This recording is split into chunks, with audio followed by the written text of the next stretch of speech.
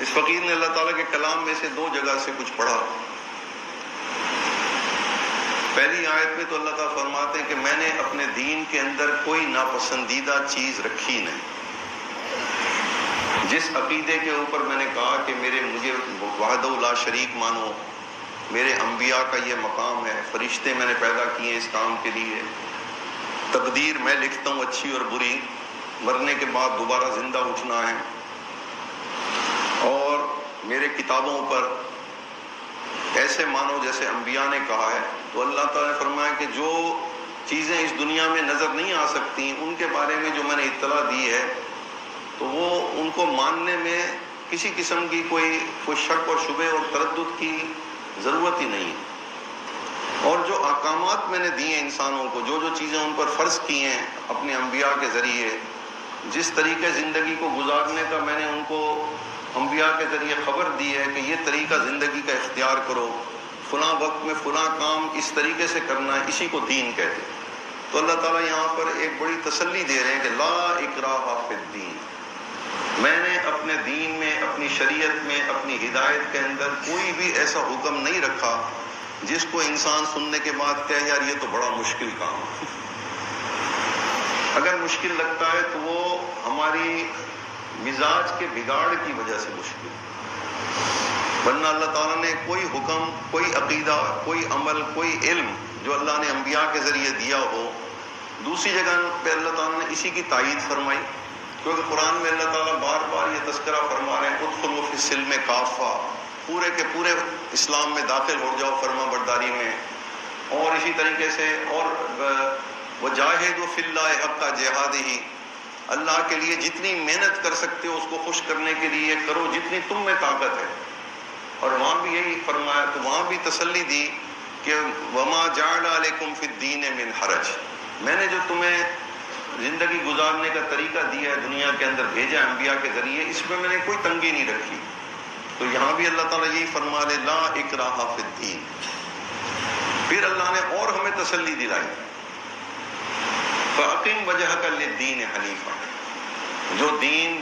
جو ہدایت کا راستہ، زندگی گزارنے کا راستہ میں نے اپنے نبی کے ذریعے تمہیں بھیج دیا ہے، اس راستے کے اندر میں نے اس راستے کے اوپر کھڑے ہو جائیے اور پوری زندگی گزارنے کے لیے صرف اسی سے ہدایت حاصل کی. بس یہ اتنی مکمل ہدایت ہے جو اب میں نے دی ہے امت محمدیہ کو کہ اس کے اندر اٹھنے، بیٹھنے، سونے، جاگنے، کھانے، پینے، بولنے، دیکھنے، سننے، خرید و فروخت، ملازمت، کھیتی باڑی، کوئی اب ایسا شعبہ ہے ہی نہیں انسانیت کے اندر جس کے لیے اس میں ہدایت میں نے اب نہ دے دی امت کو. اس لیے فرمایا کہ اس ہدایت کے اوپر عمل کرنے کے لیے کھڑے ہو جائیے اور اسی کو ہی سامنے رکھ کے زندگی گزاریے. یہ ہے حنیفہ کا مطلب. کیوں ایسا کیوں کریں بھائی؟ تو اللہ تعالیٰ نے فرمایا کہ فطرت اللہ التی فطر الناس علیہا، تو میں نے تو تمہاری طبیعت اور مزاج ہی شریعت کے مطابق بنا دیا ہے. جس چیز کو کرنے کا میں نے حکم دیا ہے پہلے میں نے تمہاری مزاج کے اندر اس کی پسند میں نے پہلے بنائی ہے تمہارے اندر، اور جس حکم سے میں تمہیں منع کر رہا ہوں اس کی نفرت میں نے تمہاری گھٹی میں پہلے سے تمہاری پیدائش کے وقت میں نے رکھ دی تھی. اب کیا اعتراض ہے؟ تو اس کا مطلب ہے کہ اب تو ہمارے پاس انکار کی گنجائش ہی نہیں. اب اگر ہمیں شریعت کا حکم اچھا نہیں لگتا تو حضرت مجدد الحلف ثانی رحمۃ اللہ نے لکھا ہے کہ اللہ والوں کی ایک محنت اسی آیت کے اوپر بھی ہے کہ اللہ نے ہر انسان کی سوچ، ذائقہ، مزاج، پسند ناپسند بالکل وہی رکھی ہے جو اللہ نے شریعت ہمیں عطا کی ہے، احکامات دیے بالکل وہی کی وہی. اگر توحید کا حکم دیا تو توحید اللہ نے ہمارے مزاج کے اندر توحید ہی پسندیدہ تھی، شرک اور بدعت ہمیں پسند ہی نہیں تھی. اب اگر کسی کو شرک پسند ہے، بدعت، کوئی مشرک ہو گیا، کوئی بدعتی بن گیا، کسی نے فرض کا انکار کر دیا، اس نے کہا یہ فرض تو بڑا مشکل ہے اس پر عمل کرنا، روزہ رکھنا بڑا مشکل ہے، 5 وقت کی نماز بڑی مشکل ہے، گرمیوں کے روزے میں روزہ کھولنے کے بعد 20 رکعت تراویحیں پڑھنی بڑی مشکل ہے. اس کا مطلب یہ ہے کہ حضرت مجدد صاحب رحمۃ اللہ نے لکھا ہے کہ ماحول کی وجہ سے اس کی فطرت کے اوپر گرد و غبار چڑھ گیا ہے.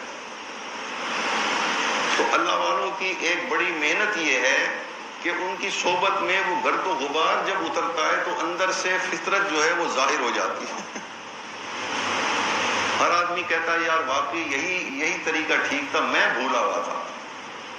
تو اللہ تعالیٰ کی کا کلام ہے، اور یہ کوئی ایسی ویسی بات تو نہیں کہ اللہ تعالیٰ اتنے شد و مت کے ساتھ فرما رہے ہیں کہ میں نے اور فرمایا کہ لا تبدیل لخلق اللہ. اب میں نے جو فیصلہ کر لیا جس مخلوق کو جس طرح سے بنانے کا، اب میں اس کے مزاج میں تبدیلی نہیں کروں گا. قیامت تک آنے والے انسان کے لیے یہی دین پسندیدہ ہوگا. اس لیے فرمایا ذالک الدین القیم، یہ سیدھا راستہ ہے، اس میں کوئی کجی ٹیڑھا پن ہے ہی نہیں. ولیکن اکثر الناس لا یعلمون، لیکن اکثر لوگ اس نظر سے دین کو جانتے ہی نہیں، اس نظر سے ہدایت کو نہیں دیکھتے کہ یہ ہمارے مزاج کے مطابق. اگر مرد کو ٹوپی رکھنے کا حکم دیا، ہر وقت سر ڈھانپنے کا، مرد کو ایک مٹھی سے داڑھی رکھنے کا حکم دیا، مرد کو ہر وقت ٹخنے ننگے رکھنے کا حکم دیا، عورت کو اگر حجاب کرنے کا حکم دیا، غیر محرم سے پردہ کرنے کا حکم دیا، تو یہ سب کی سب چیزیں ان کی فطرت اور ان کی پسندیدہ چیزیں. اب اگر ان میں سے کوئی چیز ہمیں اچھی نہیں لگتی رکھنی، عمل کرنا، ظاہر شریعت کے اوپر عمل کرنا، تو ہماری فطرت مسخ ہو گئی ہے، دھندلا گئی، اور اس کا علاج جو ہے وہ تزکیہ. اہل اللہ کی صحبت میں اس کا علاج ہوگا صحبت کے ذریعے، اور جو ذکر اللہ والے بتائیں گے وہی ذکر اسی طریقے کے مطابق کیا جائے گا.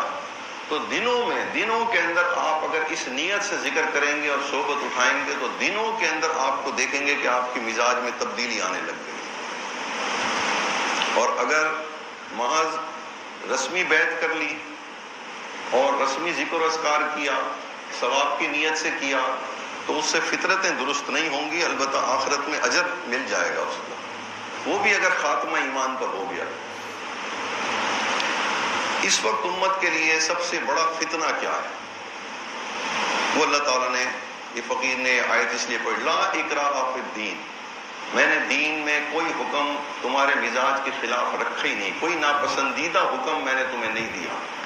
قد تبین الرشد من الغی، میں نے ہدایت کا راستہ اور گمراہی کا راستہ، یعنی دین پر چلنے کا اور دین سے ہٹنے کا کیا انجام ہے، میں نے واضح طور پر پیش کر دیا. پہلی شرط یہ ہے کہ دین کو سمجھنے کے لیے، دین پر چلنے کے لیے، دین کو پسندیدہ دیکھنے کے لیے اپنی نظر میں اور اپنے مزاج میں اللہ تعالیٰ نے فرمایا کہ دیکھو دنیا کے اندر جب تم جاؤ گے تو یہ دین ہے تو تمہارے مزاج کے مطابق، لیکن ماحول جو ہے وہ تمہاری فطرتوں کو بگاڑ دے گا. ماحول